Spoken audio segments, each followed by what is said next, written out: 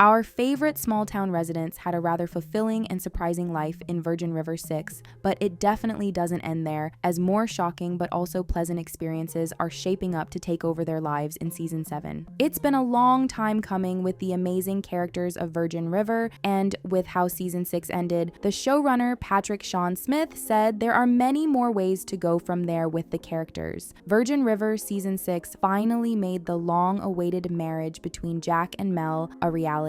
Season 7 will pick up from there by exploring their honeymoon phase and how they are settling well on the farm as they begin a new chapter of their lives. And that means there will be no time jump in Season 7, like in some of the past seasons, as the showrunner revealed that the story will pick up as quickly as 2 hours later in this next season. As we get deeper into many of the events that could be lining up for the new couple and their closely knit society, one thing that's very well settled now is that even though there might be challenges in their future in Season 7, there's no longer fear of Mel and Jack breaking up. Patrick has assured the fans of the longevity of this happy union, saying, "I can't imagine creating a scenario where you think Mel and Jack are going to break up. It forces you to dig a little bit deeper into what other issues they can have in their relationship, especially when you want to keep it through the romance lens." However, before Mel and Jack start having some challenges in their marriage, one of the things we might get to see in Season 7